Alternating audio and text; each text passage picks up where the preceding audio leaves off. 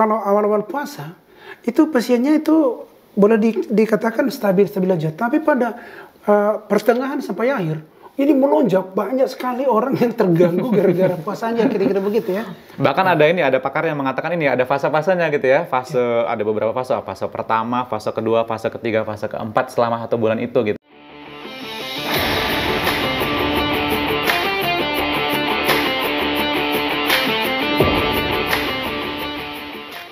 Sahabatku, para agen perubahan dimanapun berada, kali ini sengaja kita datangkan seorang dokter spesialis penyakit dalam, lulusan dari UI, yaitu Dr. Johanda Damanik, atau yang sering kita kenal dengan nama Dr. Jojo.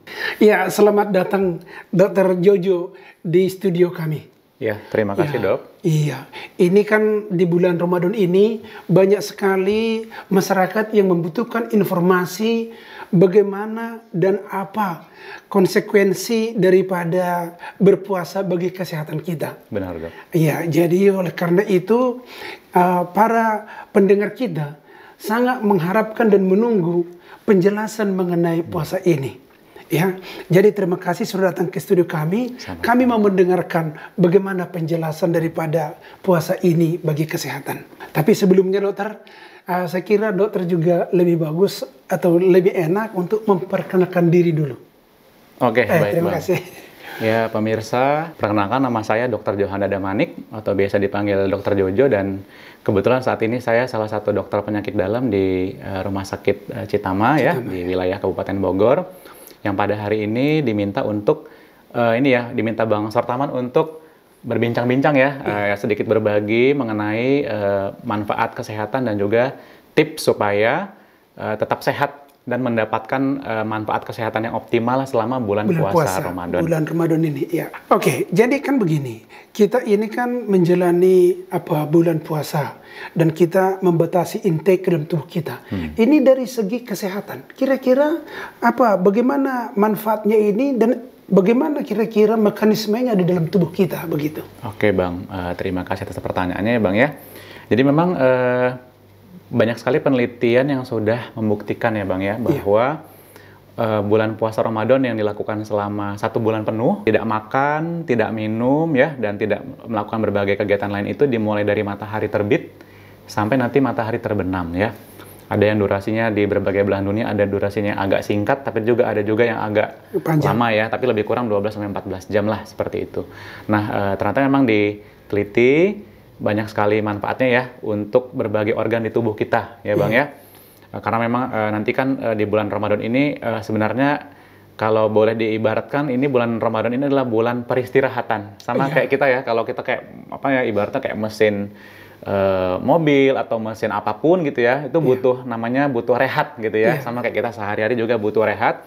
Nah selama rehat inilah nanti berbagai organ-organ tubuh kita ya, baik itu organ pencernaan ya, organ apalagi ya, jantung, kardiovaskular, paru-paru, dan hormon-hormon dan lain sebagainya itu akan diistirahatkan. Tapi artinya bukan benar-benar istirahat ya bang ya. Jadi dia diatur bagaimana selama beberapa belas jam ini dibuat teratur untuk dipuasakan dulu, diistirahatkan dulu nanti, sehingga nanti setelah sebulan itu akan kerasa manfaatnya seperti itu bang. Oh iya.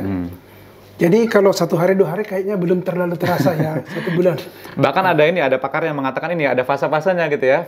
Ada beberapa fase, fase pertama, fase kedua, fase ketiga, fase keempat selama 1 bulan itu gitu ya. Jadi nanti untuk fase pertama dikatakan nanti ini ya nggak enak dulu gitu ya. Nanti lama-lama terbiasa, lama-lama jadi segar seperti itu bang. Oh, begitu. Seperti itu. Jadi memang terutama pencernaan gitu ya. Pencernaan bagaimana nanti dari lambung yang biasanya kita sepanjang hari dipakai untuk makan ya, jadi asam lambung itu dipacu untuk produksi terus, untuk menggiling terus, usus juga sama dipaksa untuk mencerna terus makanan. Nah ini selama beberapa belas jam itu selama sebulan ini diistirahatkan dulu, tapi nanti benar-benar nggak benar-benar istirahat ya. Nanti saat malam saatnya dia makan ya nanti dapat tenaga lagi untuk bekerja lagi seperti itu. Jadi manfaatnya banyak untuk berbagai organ di tubuh kita bang, seperti itu bang. Tapi kan begini dokter ya, tubuh kita ini kan secara reguler tadinya sudah memproduksi seperti asam lambung juga. Tapi ini kalau kita memasuki bulan Ramadan untuk puasa, apakah produksinya itu nanti tidak mengganggu kesehatan kita di lambung, bagaimana ya? Oh, terkait dengan asam lambung itu, Bang, Iya, ya? asam lambung. Kalau dipersiapkan dengan baik ya, justru para penderita sakit mah ini sebenarnya bisa mendapatkan manfaat yang sangat baik gitu selama bulan puasa Ramadan ini. Tapi dengan syarat memang dia harus mengetahui persiapan-persiapan yang harus dilakukan ya. Kita seperti kita ketahui bersama bahwa penderita sakit mah ini kan salah satu mekanisme yang menyebabkan dia punya penyakit mah itu adalah produksi asam lambung yang berlebihan. Iya. Nah, produksi asam lambung yang berlebihan ini kan faktornya banyak ya. Bisa karena stres, bisa karena faktor makanan gitu ya. Faktor makanan yang dimakan itu memicu produksi asam lambung berlebih gitu. Nah, setidaknya dengan nanti puasa bulan Ramadan selama 1 bulan ini, nanti kan dia ini ya nggak dapat makanan gitu ya. Ya Bang ya, nggak dapat makanan selama beberapa belas jam. Artinya nanti asam lambungnya itu akan sangat berkurang jumlahnya. Ya, sangat gitu berkurang jumlahnya. Ini juga seharusnya nanti akan semakin meredakan keluhan penyakit asam lambung ya. Kita ketahui bersama nanti kalau penyakit asam lambung ini kalau berlebih asam lambungnya kan dia mual, sebah, begah. Belum lagi nanti kalau yang mengarah ke GERD gitu ya, penyakit GERD itu asam lambung itu reflux atau kembali ke ini ya, naik ke atas itu juga nanti akan semakin berkurang keluhannya. Tetapi dengan syarat nanti lagi-lagi harus diperhatikan pola makannya juga. Jangan nanti udah beberapa belas jam nanti udah istirahat, tapi ketika pas berbuka puasa yang dimakan adalah makanan-makanan yang bisa memicu produksi asam lambung yang berlebih lagi. Misalnya contohnya yang pedas-pedas ya Bang ya, pedas-pedas. Buka puasanya bukan yang manis tapi justru yang makan yang pedas, minum kopi ya, minum teh ya. Seperti kita ketahui bersama kan pola makan rakyat Indonesia kan kalau berbuka puasa nggak afdol gitu kalau nggak makan apa Bang? Gorengan plus bumbu kacang gitu ya, bumbu kacang pedas ini contoh salah satu yang real yang di masyarakat yang sehari-hari kita bisa lihat ini ya udah penderita sakit lambung, dia udah reda pagi sampai sore, pas lagi berbuka puasa nanti makannya yang pedas-pedas lagi. Nah ini juga lagi-lagi nanti ya jangan berharap ada perbaikan keluhan asam lambungnya setelah puasa selama lebih dari 1 bulan, tetapi pola makannya juga nggak diperhatikan seperti itu Bang. Ya, jadi berarti kalau sesudah kita berpuasa itu pada saat kita buka puasa ini juga sebenarnya harus dipilah ya jenis makanan yang kita konsumsi itu ya. Itu tadi yang saya bilang tadi, berpuasa juga kalau ingin mendapatkan manfaat kesehatan secara optimal harus dipersiapkan dengan baik seperti itu Bang. Benar juga ya. Kan ada kadang-kadang masyarakat yang berpuasa ini tatonya ada penyakit komorbid gitu ya. Ada, rupanya sudah ada penyakit yang bawaan tubuhnya ini gitu ya. Sehingga ini juga kan bisa jadi berisiko gitu ya. Jadi kalau di dalam bulan puasa ini kira-kira penyakit-penyakit apa saja yang perlu kita ketahui untuk diantisipasi sehingga tidak terjadi efek samping yang justru merugikan atau berbahaya bagi orangnya kita. Iya, ini benar sekali ya Bang ya, bahwa kalau syarat untuk puasa ini kan harusnya ini ya seluruh yang agama Islam yang dewasa dan dinyatakan sehat seperti itu Bang, itu syarat utamanya. Kalau memang dia punya penyakit nanti kita klasifikasikan lagi. Penyakit ini kategorinya ringan, sedang atau berat. Kalau udah penyakitnya berat ya sampai dirawat di rumah sakit ya tentunya tidak disarankan untuk puasa. Tetapi tadi terkait dengan penyakit komorbid ini kan banyak sekali ya, berjuta-juta orang memiliki penyakit komorbid, ada diabetes, ada sakit jantung, ada sakit ginjal, ada sakit paru-paru. Nanti ini lagi-lagi tips pertama adalah tolong segera konsultasikan dengan dokter yang merawat ya. Misalnya dokternya memang pasien ini sudah kontrol rutin ke rumah sakit A atau ke rumah sakit B. Tolong jauh-jauh hari ya, bukan jauh-jauh hari juga ya, tapi intinya sebelum puasa Ramadan itu harus sudah konsultasi dulu ke dokter yang memegang atau merawat Bapak dan Ibu sekalian terkait dengan persiapan menjelang puasa ya. Karena memang seperti kita ketahui kan puasa ini kan kita akan memutus pasokan makan ya, dan juga pasokan minum. Jadi penyakit komorbid apapun yang kaitannya dengan sumber energi ya, kalori ya, makanan dan juga minum akan kena imbasnya terhadap puasa ini. Sebagai contoh penyakit diabetes ya. Penyakit diabetes kan kalau nggak dikontrol dengan obat nanti gula darahnya akan tinggi. Nah, sumber gula darah tinggi itu adalah dari makanan ya Bang ya.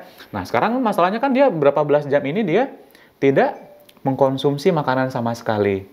Nah, justru yang kita khawatirkan, apalagi apabila nanti pasien tersebut, Bapak dan Ibu yang menderita sakit diabetes ini tetap meminum obat, padahal input ataupun apa namanya asupan makanannya sangat berkurang, ini sangat bahaya karena bisa menyebabkan yang namanya salah satunya adalah hipoglikemia. Nah, hipoglikemia ini lebih bahaya ya. Gula darah yang turun yang sangat rendah ini jauh lebih bahaya dibandingkan gula darah yang tinggi. Karena kalau gula darah yang rendah ini nanti ujung-ujungnya ya di bawah 70 itu udah mulai kelayangan atau nanti di bawah 50 udah pingsan seperti itu.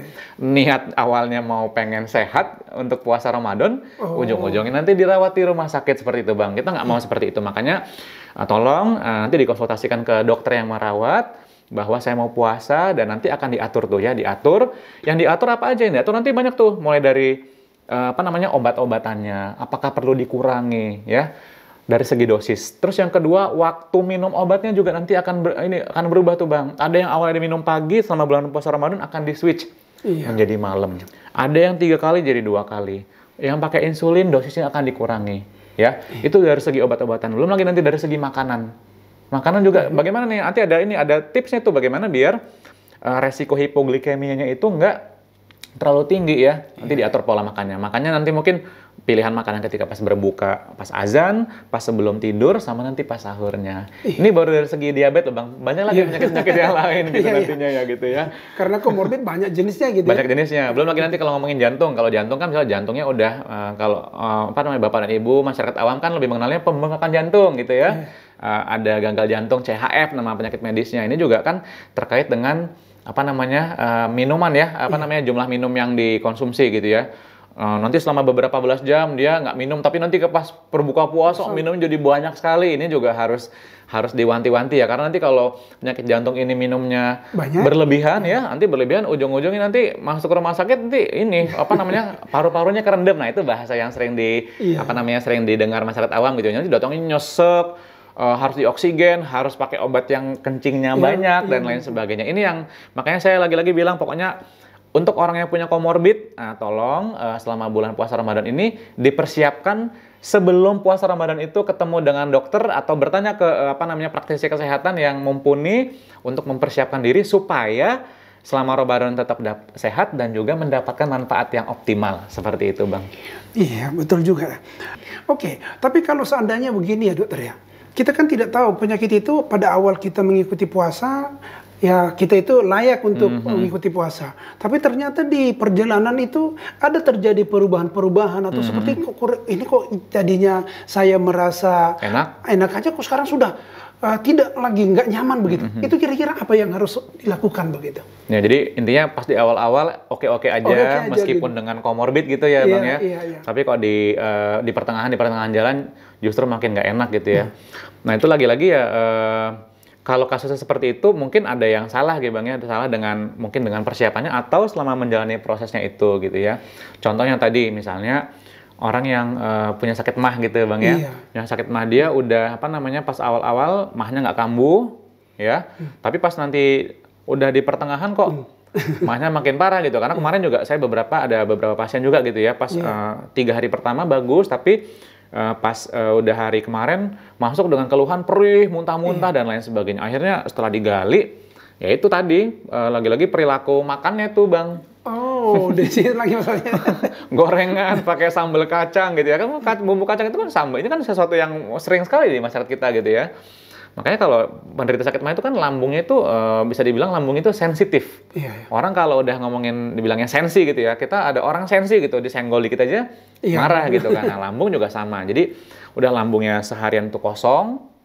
Kosong tiba-tiba disiram sama air yang berisi cabai gitu kan. Nah, nanti pasti lambungnya akan ngamuk gitu. Harusnya kan kalau udah seharian kosong berapa belas jam kosong harusnya dimasukin pertama dengan makanan yang sifatnya netral dulu, nggak iritatif gitu ya, yang yang lembut-lembut dulu seperti itu, yang manis dan lain sebagainya.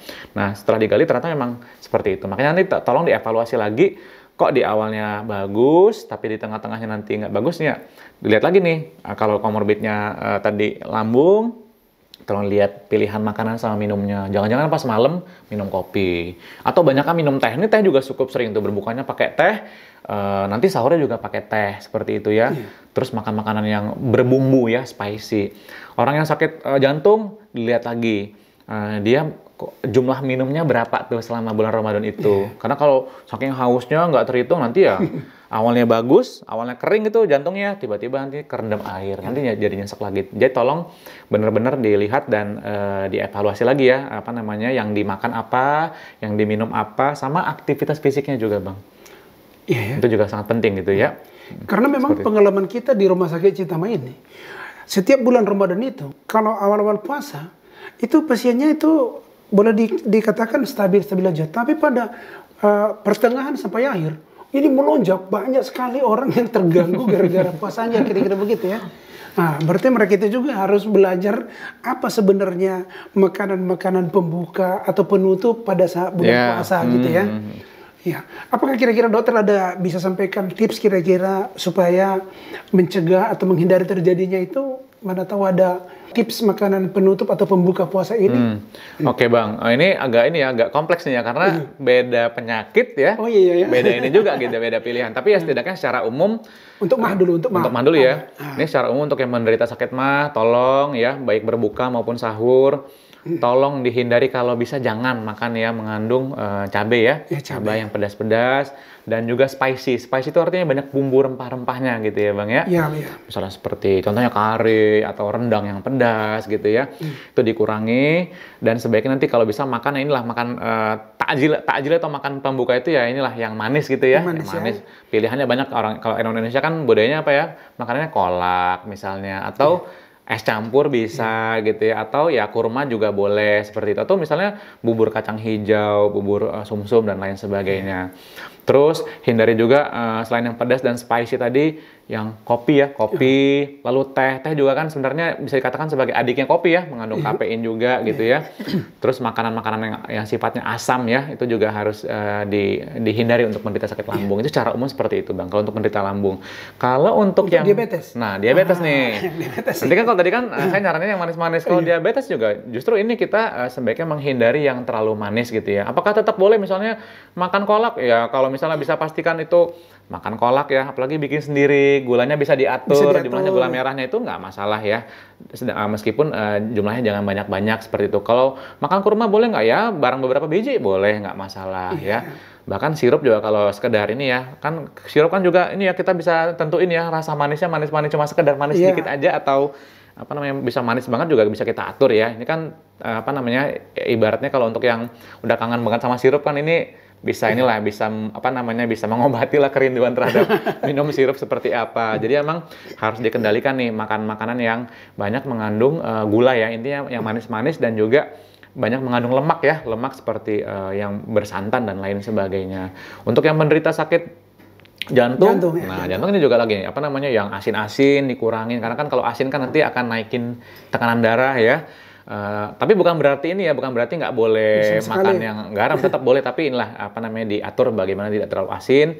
Demikian juga ada banyak goreng-gorengan dikurangi dan lain sebagainya. Itu baru contoh dari komorbid yang ini Bang ya yang cukup sering lah diderita oleh masyarakat seperti itu. Terus yang satu lagi, biasanya kan kita kan habis berpuasa itu pembukanya itu banyak sekali yang mengkonsumsi yang dingin-dingin atau yang es gitu.